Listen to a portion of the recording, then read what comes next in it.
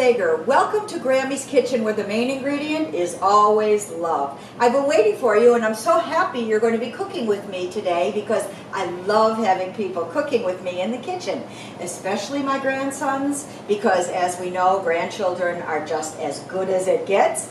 And of course, when you're getting older, life is filled with ups and downs. Your cholesterol goes up, your tush goes down, but in my kitchen, everything is easy and fun and delicious. So I'm happy you're here today because we're making one of my favorites, yummy yam cups. And they're going to be versatile and easy to make and one of your go-to favorites, I guarantee it.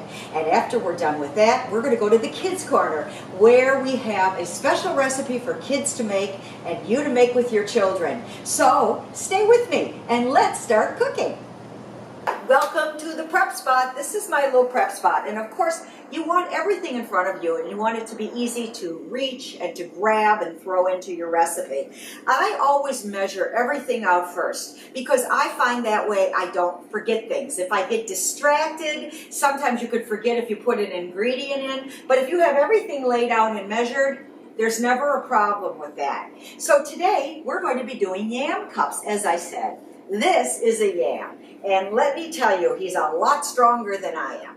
And I have learned through many battle scars over the years that to tackle a thing like this, unless you have somebody in the house with you cooking or in the proximity of where you're cooking that can cut this for you, I choose to use the canned yams. Now they're just as good, of course fresh, if you choose. There's nothing wrong with that. It's always preferable.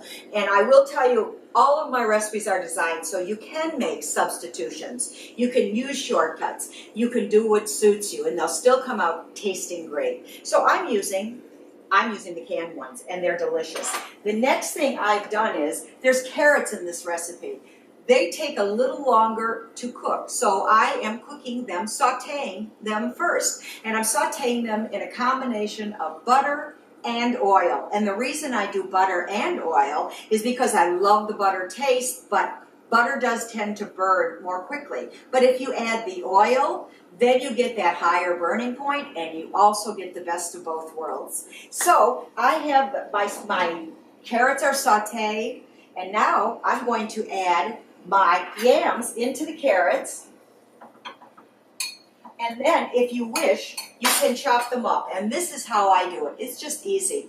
I love this little bench scraper. I mean, I know we all have about 4 million things in our kitchen that we have bought off TV or when the mood hit us when we were in a cooking store. But the bottom line is, they're all sitting there gathering dust. This I use every day. It's wonderful because you can cut with it and then you can lift the food right up. So it's actually 2 tools in one. So I'm going to go into the frying pan, and what I'm going to do is I'm just going to chop my yams up just a touch, just a little bit, because they do break down as they cook anyway. So I'm going to chop them up just a little bit, and I'm going to continue the sauteing process